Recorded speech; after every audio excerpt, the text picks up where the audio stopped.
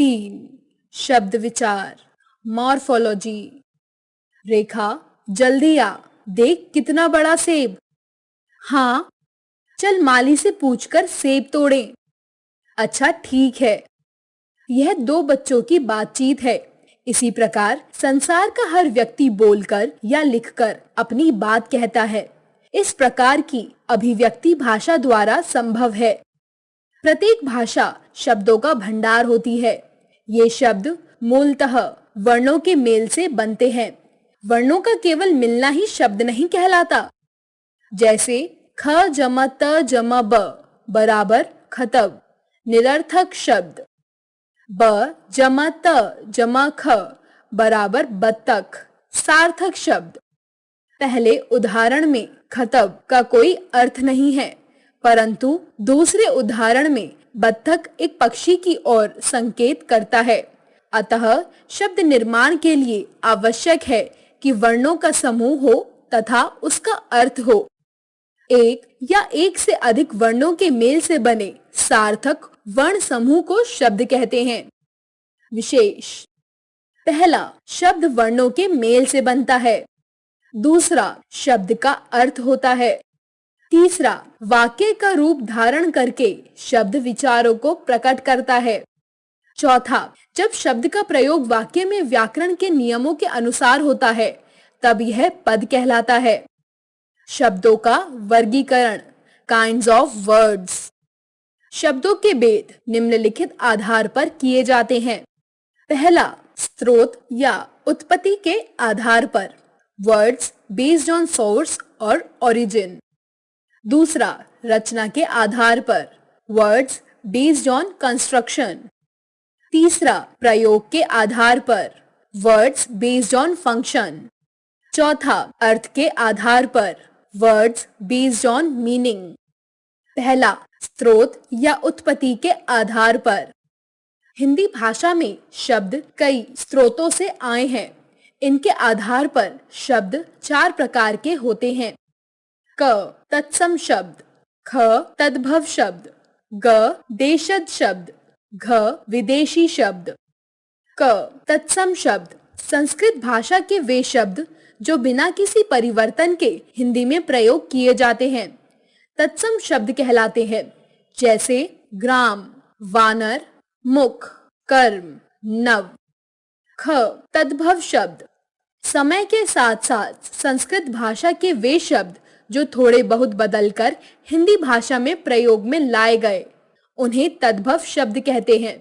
जैसे आग, पहाड़, बंदर, मोर, दूध आदि। कुछ तत्सम तद्भव शब्द। तत्सम तद्भव: अक्षी, आंख, अंगुष्ठ, अंगूठा, अमूल्य, अमोल, आम्र, आम, उष्ट्र, ऊंट, ओष्ठ, ओठ, काष्ठ, काठ, कोकिल, कोयल, चंद्र, चांद, जिह्वा, जीभ, कर्ण, कान, अग्नि, आग, अर्ध, आधा, ईशु, ईख, अलूक, उल्लू, कार्य, काज, कपूत, कुपुत्र, ग्राम, गांव, चैत्र, चैत, दंत, दांत। ग देशज शब्द वे शब्द जो देश में प्रचलित लोक भाषाओं व बोलियों के हैं पर समय के साथ हिंदी भाषा में घुल मिल गए हैं, देशज शब्द कहलाते हैं। ये शब्द ना तो संस्कृत भाषा के हैं और न ही संस्कृत शब्दों के परिवर्तित रूप हैं, पर इनका प्रयोग हिंदी में किया जाता है। जैसे झुग्गी, मटका, पेट, खिड़की, थैला आदि। घ विदेशी शब्द वे शब्द जो विदेशी भाषाओं अरबी, फारसी, तुर्की, पुर्तगाली, अंग्रेजी, फ्रेंच, चीनी आदि के हैं पर हिंदी भाषा में भी इनका प्रयोग हो रहा है, विदेशी शब्द कहलाते हैं। जैसे पहला अरबी, अखबार, आजाद, कागज, किताब, कुर्सी, तूफान, मरीज, मुकदमा आदि। दूसरा फारसी, अचार, आदमी, आसमान, खराब, कारोबार, खुशामद, खून, चीज, परी, बीमार आदि। तीसरा अंग्रेजी, skirt, frock, tie, belt, television, robot, computer, pencil, pen, train, doctor, school आदि। चौथा पुर्तगाली, आया, इस्पात, कप्तान, कमरा, गमला, गोदान, तौलिया, साबुन, बाल्टी, संतरा आदि। पांचवा तुर्की, कुर्ता, चाकू, तोप, बंदूक, बीबी, बेगम, सौगात, कैंची, कुली आदि। दूसरा रचना के आधार पर। रचना या बनावट के आधार पर शब्द तीन प्रकार के होते हैं। क रूढ़ शब्द, ख यौगिक शब्द, ग योगरूढ़ शब्द। क रूढ़ शब्द।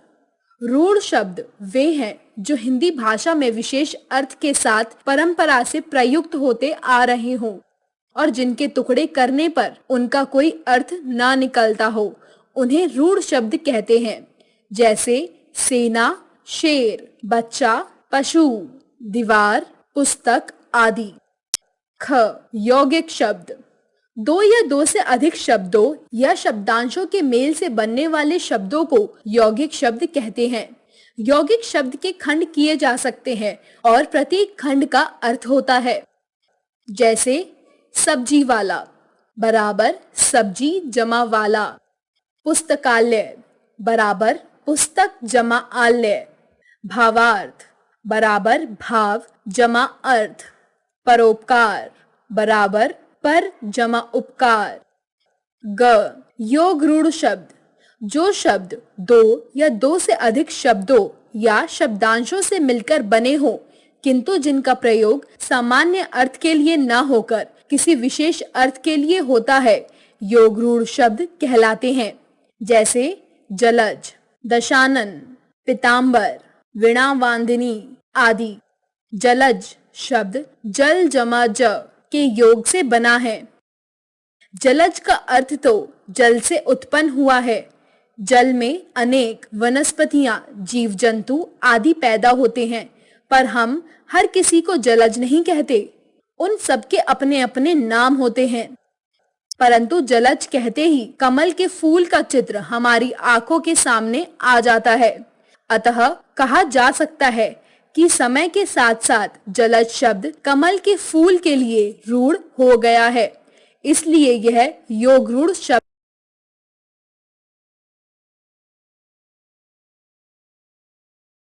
तीसरा प्रयोग के आधार पर। प्रयोग के आधार पर शब्द दो प्रकार के होते हैं। क विकारी शब्द, ख अविकारी शब्द। क विकारी शब्द। जो शब्द लिंग, वचन, कारक तथा काल आदि से प्रभावित होते हैं, उन्हें विकारी शब्द कहते हैं। ये चार हैं: संज्ञा, सर्वनाम, विशेषण तथा क्रिया। ये शब्द परिवर्तनशील हैं। जैसे संज्ञा बालक, बालकों, पहाड़, पहाड़ी, पहाड़ियां।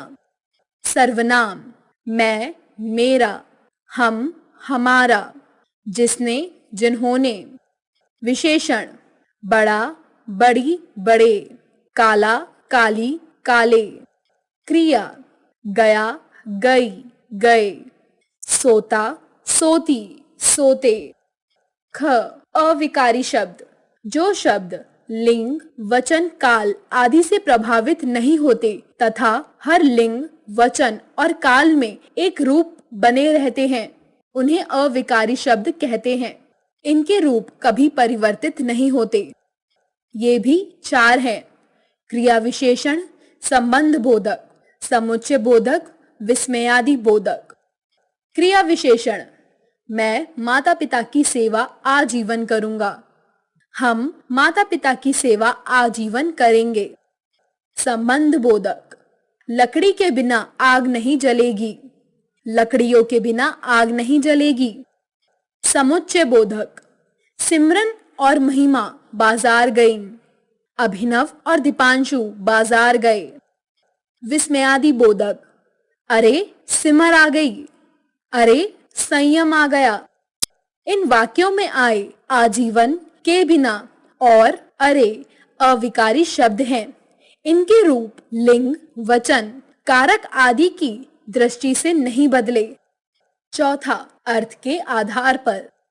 अर्थ के आधार पर शब्द चार प्रकार के होते हैं। क एकार्थी शब्द, ख अनेकार्थी शब्द, ग पर्यायवाची शब्द, घ विलोम शब्द। क एकार्थी शब्द, जिन शब्दों के एक एक अर्थ होते हैं उन्हें एकार्थी शब्द कहते हैं, जैसे लोहा, ईंट, दीवार आदि। ख अनेकार्थी शब्द, जिन शब्दों के एक से अधिक अर्थ होते हैं उन्हें अनेकार्थी शब्द कहते हैं, जैसे शब्द अर्थ, पूर्व पहले, एक दिशा, घट घड़ा, शरीर, कर हाथ, टैक्स किरण, तीर किनारा, बाण।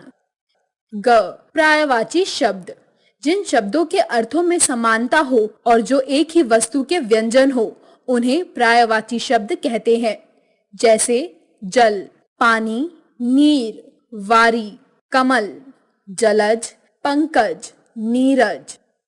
घ विलोम शब्द, जो शब्द एक दूसरे के विपरीत अर्थ देते हैं उन्हें विलोम शब्द कहते हैं, जैसे अंदर, बाहर, उठना, बैठना, उन्नति, अवनति, हर्ष, विषाद।